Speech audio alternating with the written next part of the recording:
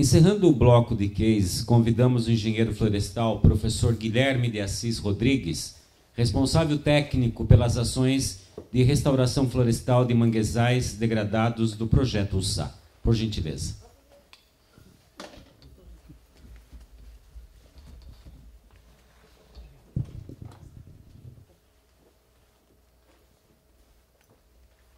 Bom, gente, antes de mais nada, bom dia. Para mim é um prazer imenso estar aqui falando para vocês um pouco da experiência de restauração florestal que o projeto USA adquiriu nesses 4 anos de história. Então, primeiramente, nosso projeto começou lá em 2012 com o objetivo de reconhecer áreas degradadas de manguezal na Baía de Guanabara. Isso para quê?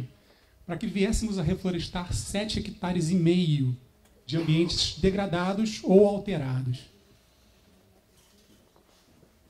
E nosso foco ele foi a porção leste da Baía de Guanabara, pegando de Magé, Itaboraí, São Gonçalo, Niterói e Maricá. Maricá, apesar de não ter limite com a Baía de Guanabara, mas era o nosso interesse conhecer como que estava o processo de degradação dos manguezais por lá. E o cenário basicamente era esse. Muita degradação, alta quantidade de resíduos, mortalidade de indivíduos arbóreos,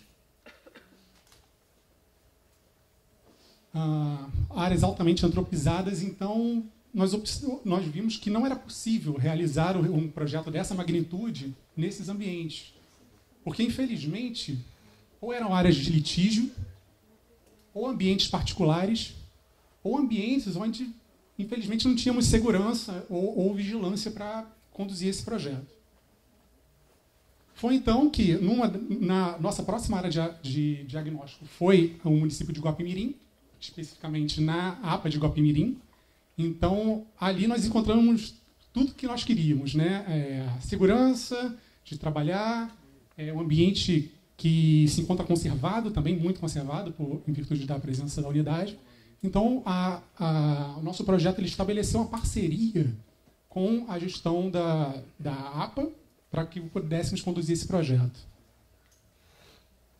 Então, aqui os limites da APA e essa região é onde se localizou o nosso reflorestamento.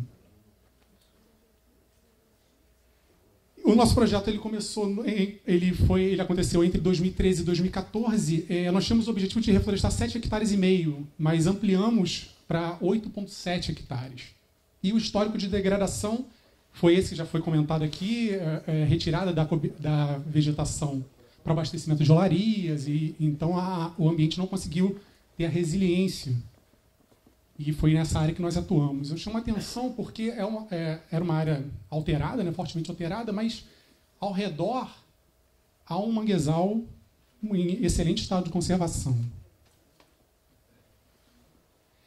E nossa primeira ação foi fazer a roçada do ambiente, né? Nós fizemos a limpeza por meio da roçada semi-mecanizada, mas diferente do que acontece em restauração, por exemplo, de floresta atlântica, que o material roçado ele é retirado, no nosso caso, ele permaneceu no local. Por quê? Para que essa vegetação, esses resíduos de vegetação, formassem como se fosse uma capa protetora para evitar excessiva radiação solar direto no solo e, assim, alterar as características.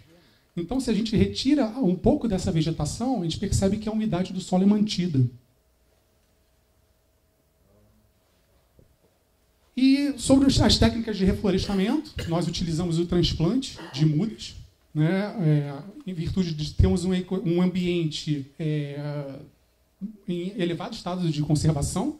Então, é possível retirar indivíduos da área mais conservada e levar até a área de restauração. E também fizemos a produção de mudas sob caráter experimental. Para quê? Para que pudéssemos entender as técnicas de manejo de produção de mudas em um viveiro florestal. Esse trabalho específico ele foi submetido a um periódico e brevemente vai estar disponível para quem quiser consultar.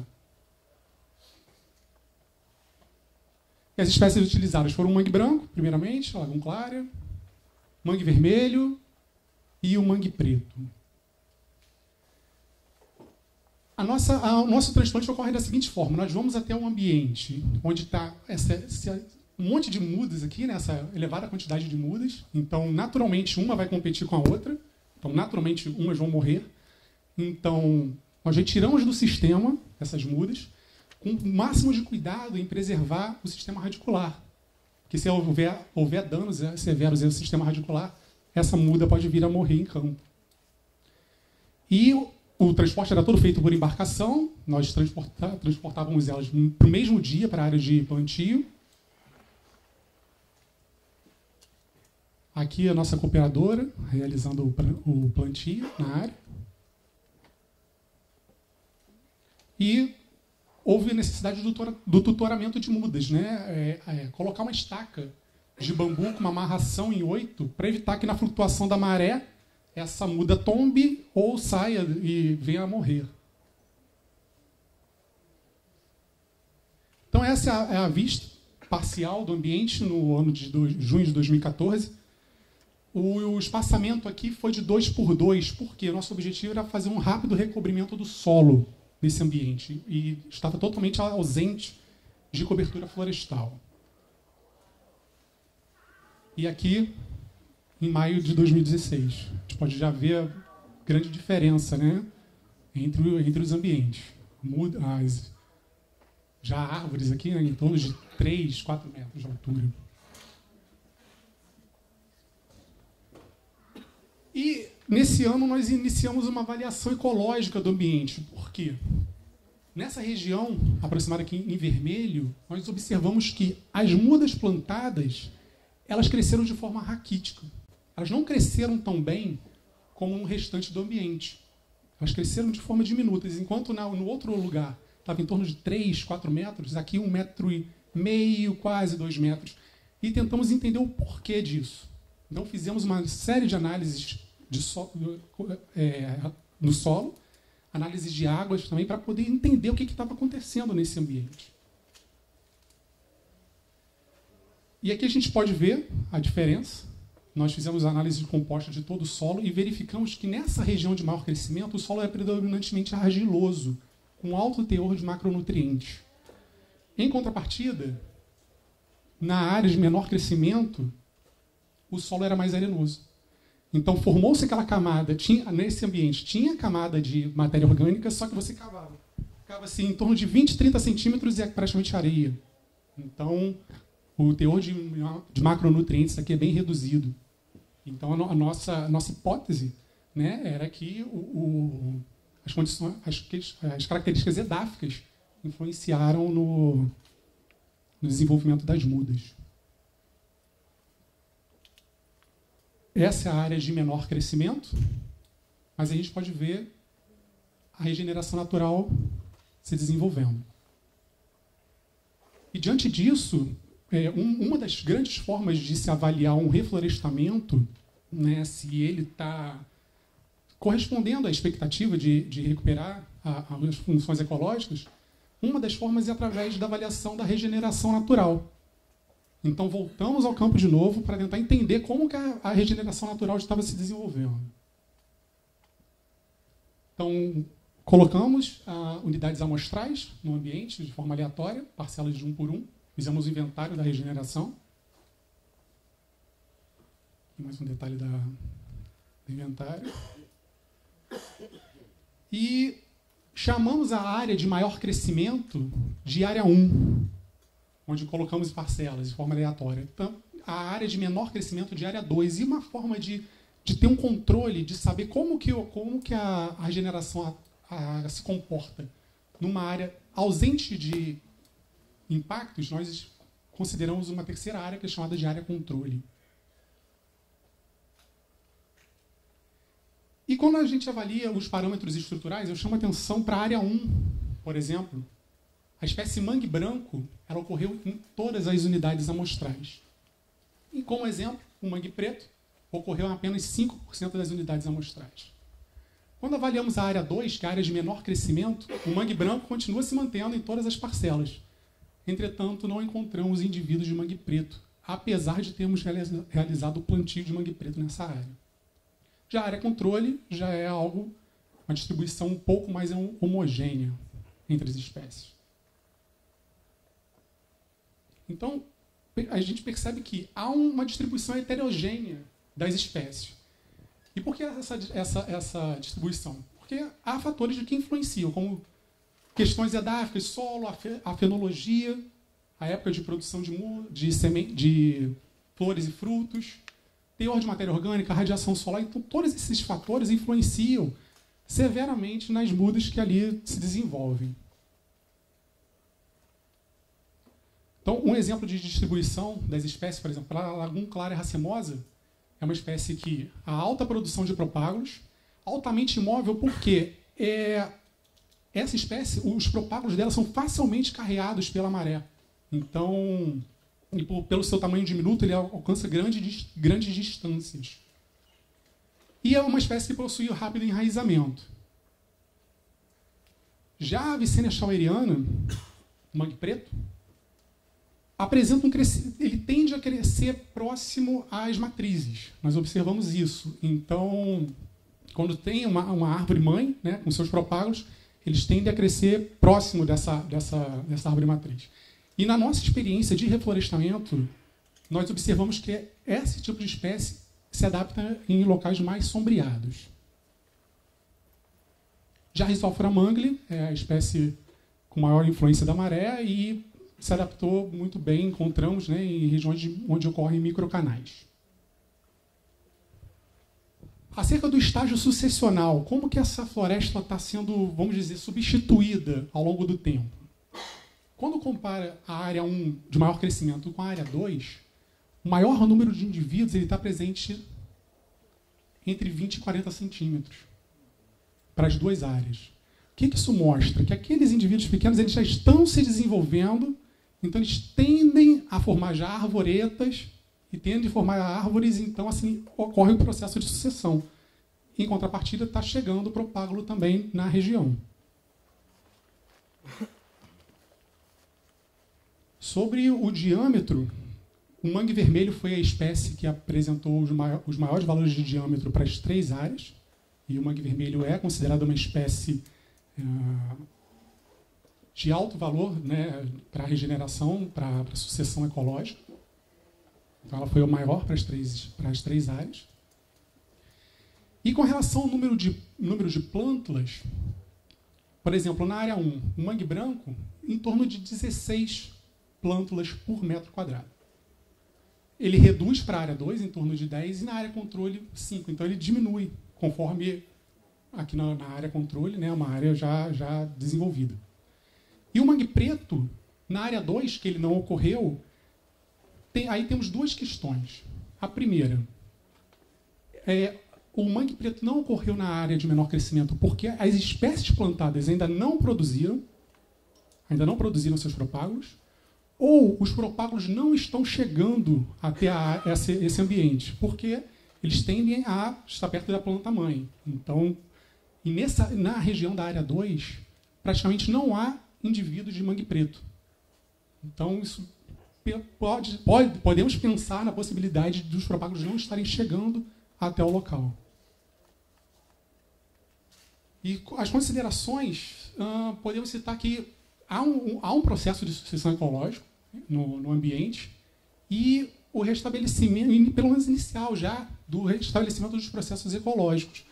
Há também fontes de propágulos disponíveis no ambiente, contudo, é até uma recomendação de pesquisa que no futuro próximo, em torno de 3, 4 anos, de repente até menos, seja avaliado de novo nessa área 2 se está chegando o propágulo de mangue preto. Para aí sabermos se está chegando, não está, como que está funcionando isso. Foram feitas diversas análises de agrupamento. O que é isso? É tentar enquadrar, juntar todas as questões mais similares desse ambiente. Foram feitas diversas e colocar todas aqui se torna um pouco exaustivo. Coloquei apenas uma com relação à distribuição das espécies. A área controle, ela formou um grupo juntamente com a área 1 de maior crescimento. Porém, a área 2 ela já apresenta uma certa distância entre essas áreas. Possivelmente por causa da presença da ausência do mangue preto aqui. E assim eu finalizo a parte de avaliação ecológica, já entro no reflorestamento que ocorreu entre 2015 e 2016, uma área de 9 hectares. O processo de degradação foi bem similar ao que já foi debatido aqui.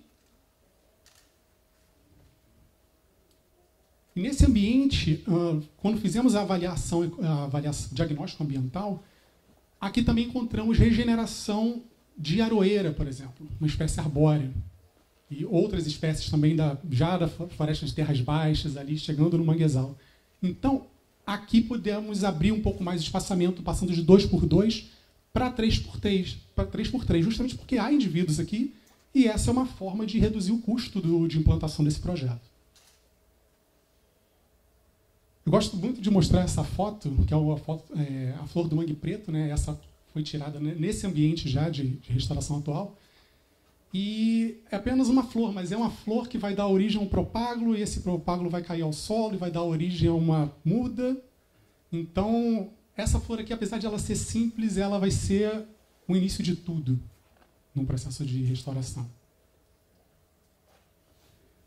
Como características do projeto, a gente fecha esse ano com um plantio de aproximadamente 18 hectares reflorestados e o plantio de aproximadamente 50 mil mudas já no chão. O nosso projeto ele foi desenvolvido pela ONG Guardiões do Mar, como coordenação técnica, e a cooperativa Manguezal Fluminense, que é a equipe executora, aquela equipe que está lá em campo realizando o plantio, né, representada aqui pelo Malafaia e pelo Mendonça, que está ali. Uma foto que eu gosto muito de mostrar em todas as palestras sobre manguezais é essa, e as pessoas geralmente me falam que isso é Pantanal, que isso é Amazônia. Eu falo, não, gente, isso aqui é Rio de Janeiro, Baía de Guanabara. E os nossos manguezais. Então o nosso grande objetivo, o nosso grande sonho é que as áreas degradadas de manguezal um dia se tornem assim, tão belas e funcionais quanto essa. Até porque, no artigo 225 da nossa Constituição, diz que todo brasileiro tem direito a um meio ambiente ecologicamente equilibrado. Assim eu termino minha apresentação. Muito obrigado pela atenção de todos. Obrigado, professor Guilherme. Senhoras e senhores, abro nesse momento 20 minutos para prováveis questionamentos aos palestrantes, tá bem? Fiquem à vontade.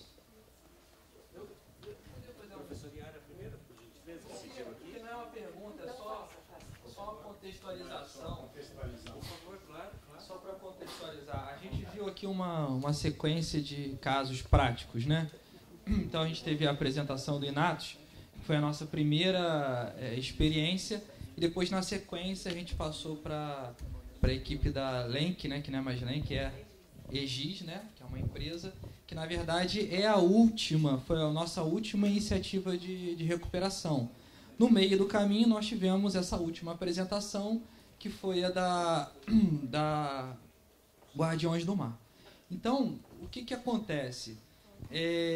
De início nós fomos aventureiros, vamos dizer assim, né? Nós tínhamos ali aquela necessidade de fazer, nós fomos vencendo etapas, e essa é a questão do Inatos, que deu uma estruturação, deu o início da história, mas você já consegue observar, tanto no projeto da Guardiões do Mar e especialmente no projeto da Lenk, nossa preocupação grande no monitoramento e na tentativa até de outras metodologias, e tentar enxergar outras metodologias, outras formas de fazer a recuperação do mangue, né?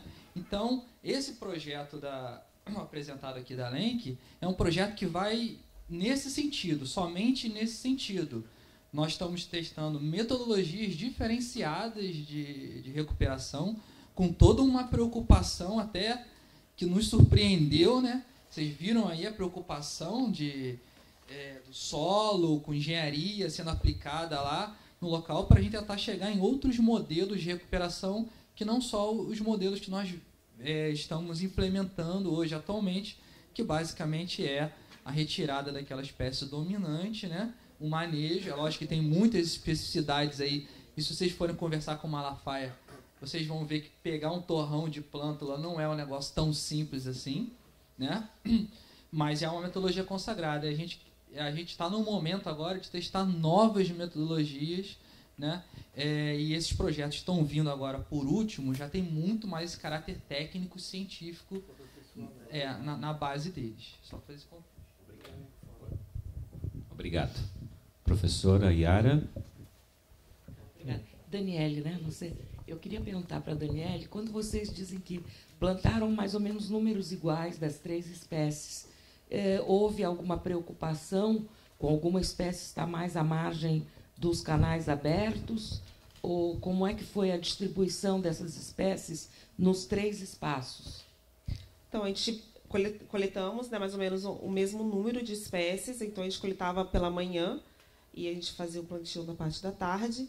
E a gente tentou não... Como a gente estava com a equipe, a gente também aproveitou equipes locais, equipes que já tinham experiência em mangue. Então, a gente tentou não colocar a mesma espécie tipo, em sequência. Então, a gente foi feita uma distribuição, mais ou menos, na área. Então, a gente colocava uma mangue vermelho, então a gente colocava umas 2, colocava outra. E ia distribuindo dessa forma, para que todas as espécies ficassem não de forma tentaram igual. reproduzir o ambiente real, com as espécies...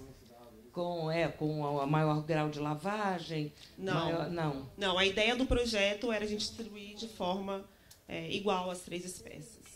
Mesmo reconhecendo que na natureza não é assim? Sim. Tá, obrigada. Mesmo que a gente já sabia dessa deficiência, assim, né? Não, deficiência entre aspas, do mangue preto, né? Que já em outras experiências ali da área, ele...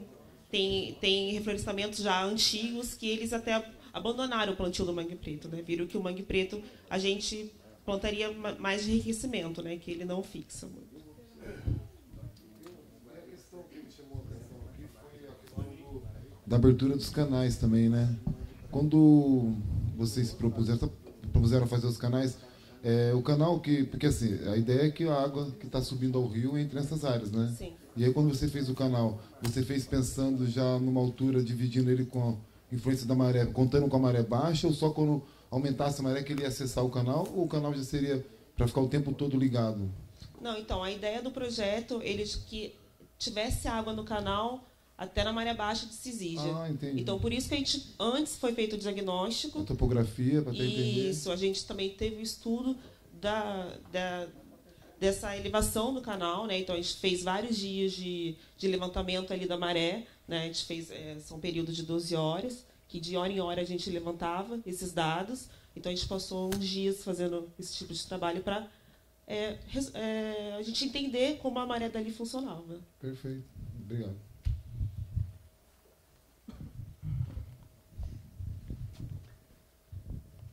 A pergunta vai para os 3 aí que apresentaram, se puderem dar uma estimativa de custo de implantação por hectare da restauração de mangue, já com implantação e manutenção por período 3 anos, pelo menos. Bom, no caso do projeto SAP, gira por hectare, né? Tudo vai depender por exemplo, o nosso deslocamento é todo feito por embarcação. Então, isso aumenta o nosso custo. Mas para esses 2 projetos, em torno de R$24 mil o hectare plantado, já com manutenção. 24 mil ano ou 24 mil hectare? Tá, por hectare, mas Com manutenção. Considerando que você mantém uma atuação até de monitoramento, até quando? Sim. 2 anos? Esse valor é para um monitoramento de 1 ano. De 1 ano. Bom, no nosso caso, com certeza o nosso inicial vai ser mais caro, né, por conta da metodologia do canal. Eu não sei a longo prazo, a gente ainda não fez os cálculos, como o nosso projeto ainda está em andamento, a gente ainda não fez o cálculo homem-hora desde o início, né, mas com certeza na finalização do projeto a gente vai ter esses dados. A professora Yara colocou que lá na Flórida, é isso, né? Então é muito caro, né? Se a gente plantou 50 mil árvores, imagine isso em dólar, né? Então é bastante.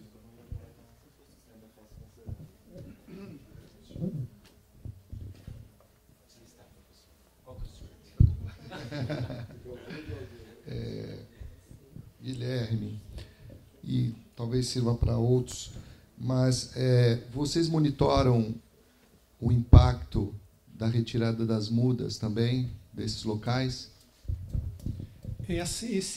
Essa nossa prática, né, de retirada das mudas, cientificamente não há esse estudo. Nós fazemos uma questão mais empírica. Mas, por exemplo, quando a gente chega naquele ambiente repleto de mudas, nós retiramos em torno de 20% a 30% daquelas mudas. O resto nós deixamos para também não retirar tudo daquele ambiente. A ideia nossa, nesse conhecimento empírico que o Guilherme falou, é diminuir a competição e dar oportunidade para aquela planta que está em competição, ela crescer numa área que estava degradada, usando o meio ambiente a favor do meio ambiente. Na natureza, todas são diferentes, elas não são iguais. Por isso, essa alta densidade da própria árvore-mãe produzindo. E a vitalidade delas, a viabilidade desses propágulos é bem baixa. É bem baixa. Daí vem essa alta produção de propágulos. Então, na realidade, você não está ajudando, você pode estar interferindo, né? E a minha outra preocupação, que eu acho que é a pergunta do Clemente tinha por trás, é o problema da erosão, né? Porque você tem períodos de grande produção de propágulos, aquilo fica uma chusma ali, e depois, de repente, passam uns meses, não tem mais ninguém. Mas aquilo está acoplado com períodos hidrológicos. Então, no total, aquilo dá uma proteção à erosão. Tá, então, é meio em relação a isso que a gente se preocupa em retirar na área que aqui nós temos uma influência de água doce, que quando chove muito, a montante nas serras, a natureza realoca de uma forma adequada. Mas a nossa ideia, como pescador, é de que aquelas plântulas que, quando chega na época do verão, é retirada por essa energia da água doce, então a gente tem uma interpretação de que, se retirar ela e transportar para uma área que está degradada, mesmo sabendo que o meio ambiente tem uma realocação para essas plantas que foi carregada pela água doce de uma forma que visualmente tem um aproveito mais adequado.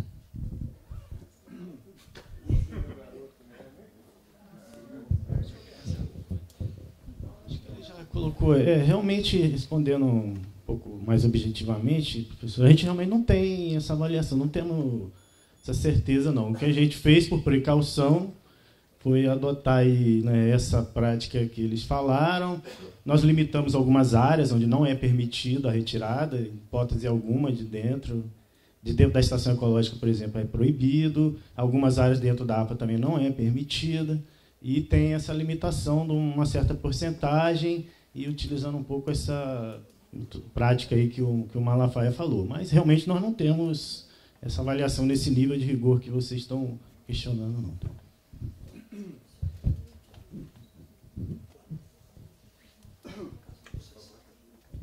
Bom dia.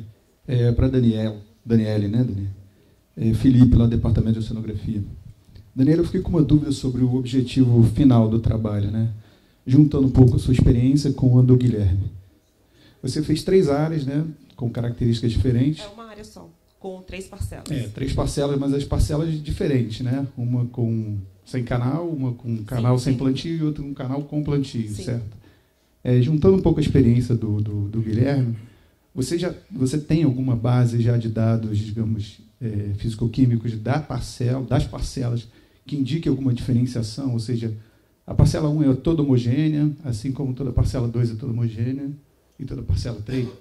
E outra pergunta é sobre quando que efetivamente, que época do ano o canal ficou pronto?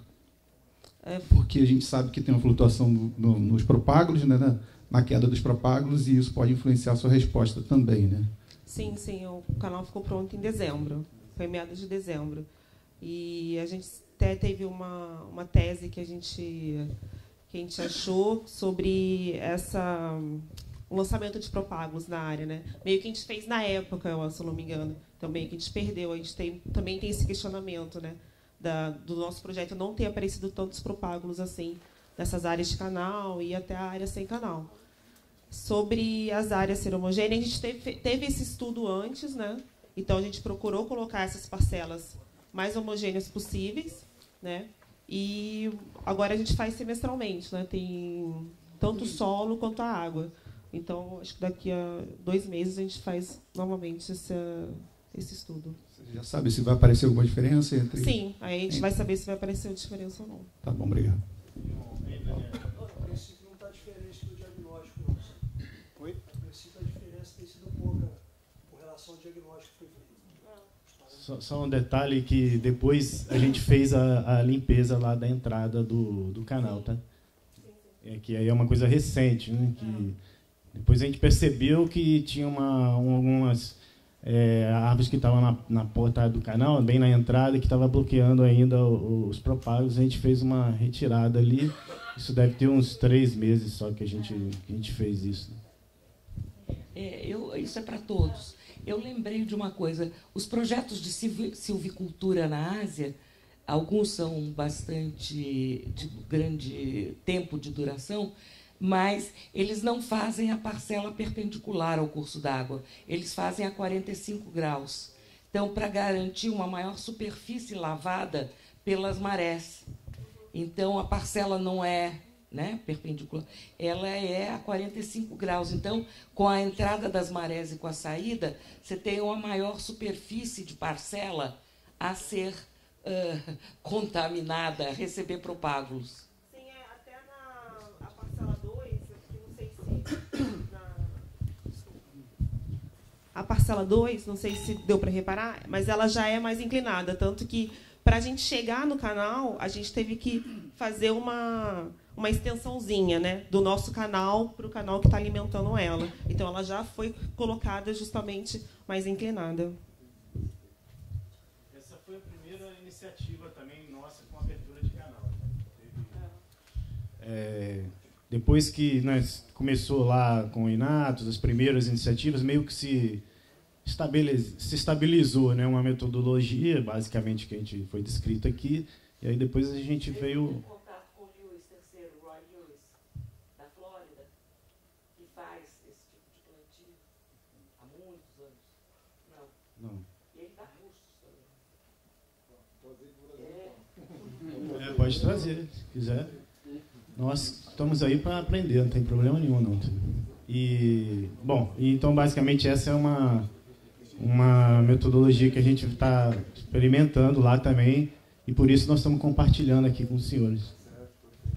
A gente viu foi um projeto da Ásia, né, que lá tem essas aberturas de canais, feito com as comunidades, mas é uma coisa bem mais, assim...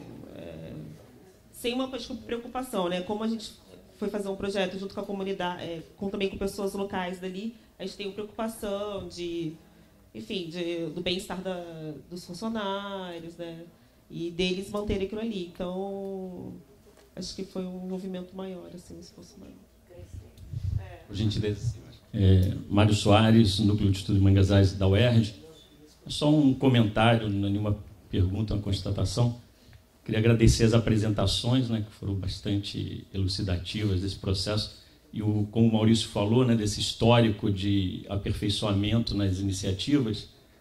Mas só para lembrar, né, na verdade, a gente faz parte do Conselho das Unidades de Conservação na parte acadêmica, e muitas vezes o acadêmico cai no preciosismo e muitas vezes não dá para esperar.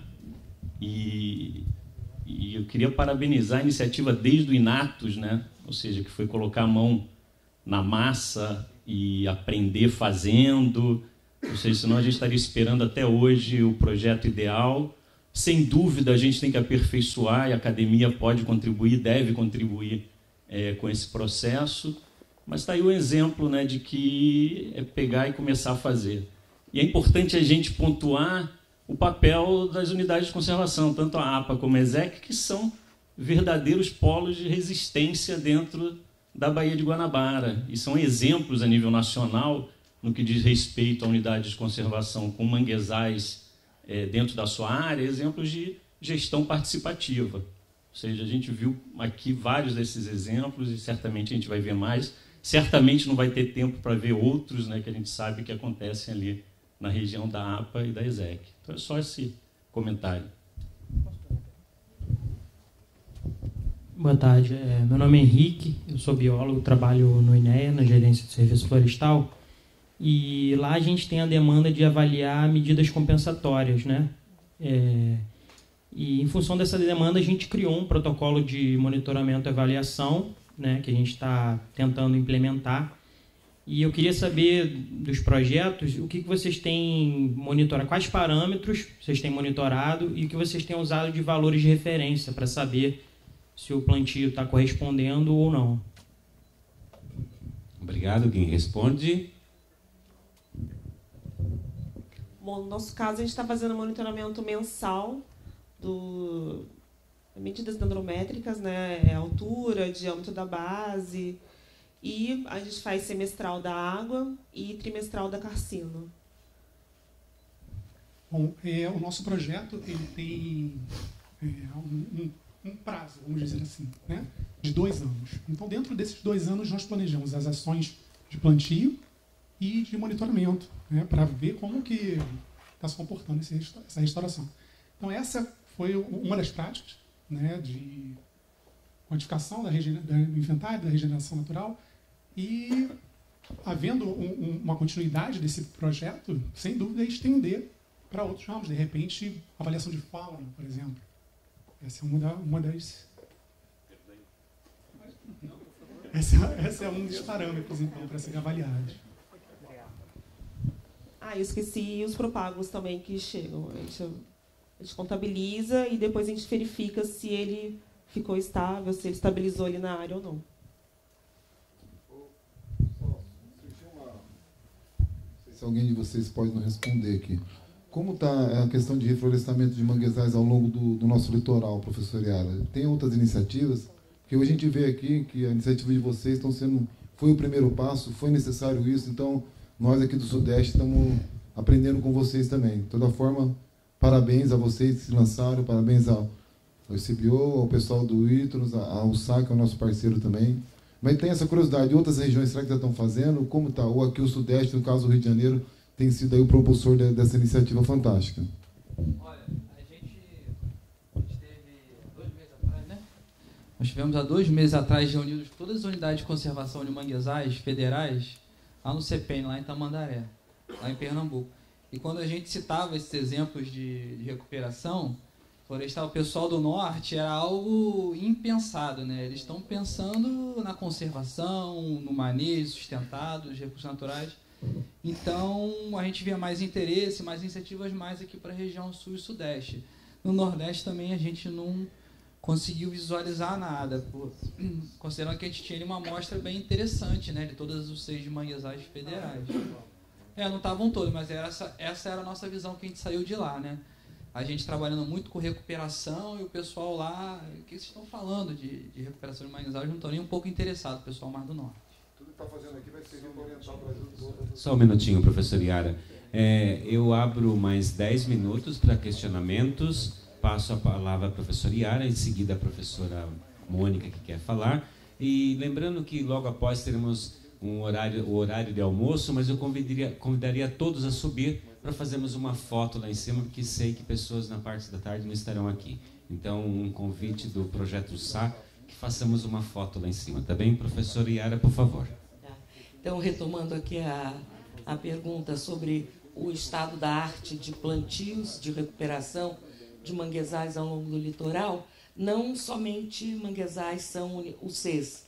Para mim, o manguezal é área de preservação permanente, independente da categoria que ele esteja rebatizado.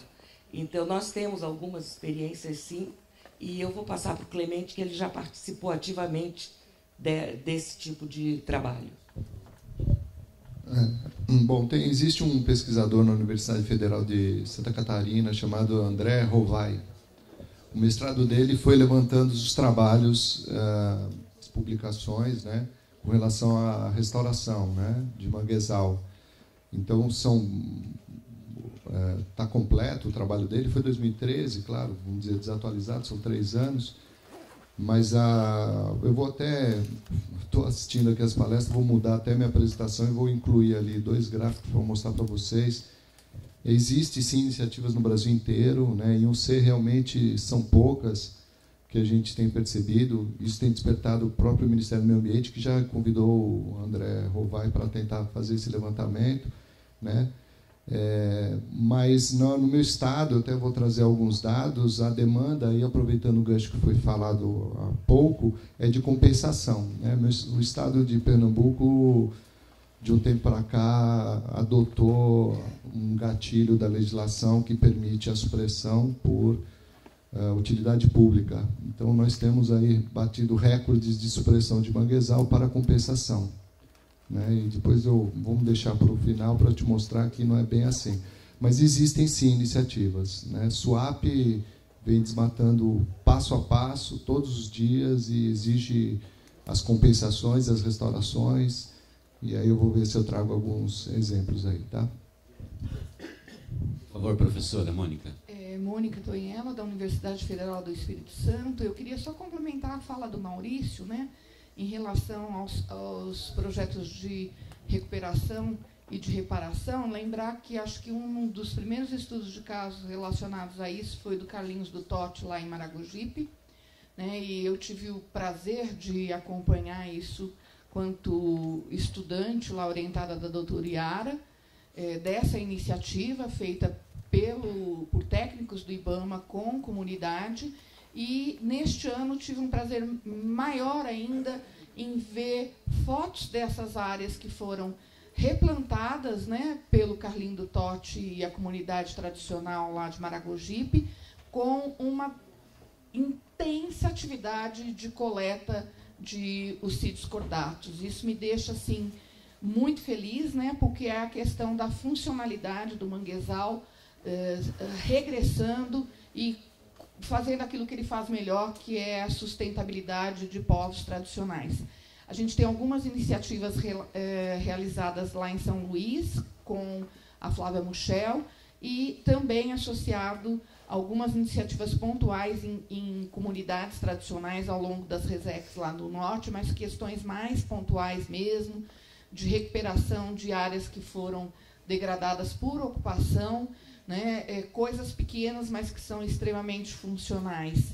E nós temos outras iniciativas que aconteceram, e uma delas é o estudo que a gente fez em Santa Catarina, que eu vou apresentar à tarde. Mas, assim, para mim, eu acho que essa referência em Maragogipe foi de um sucesso e de algo extremamente benéfico, né, e mostrando que a função do manguezal está totalmente sendo exercida, já tem coisas de, acho que 20 anos, né, Mário? Mais ou menos isso. Tá? Era só para complementar. Obrigado, professora Mônica. Mais alguém? Por favor. Tranquilo? Claro que pode. Sobre essa questão, né, de... Eu vejo assim, eu fiz o meu mestrado na área de restauração, e a principal carência que eu vi foi a pouca difusão, né, de trabalhos de restauração de manguezal, por exemplo. Nem se compara com os trabalhos de Mata Atlântica. Então, você tem uma crítica, eu acho que não sei o sistema, eu não sei nem dizer, mas acho que deveria toda a comunidade científica tentar se esforçar mais e publicar mais acerca da restauração de manguezal, porque, de fato, é carente ainda, em termos de referencial bibliográfico científico, né?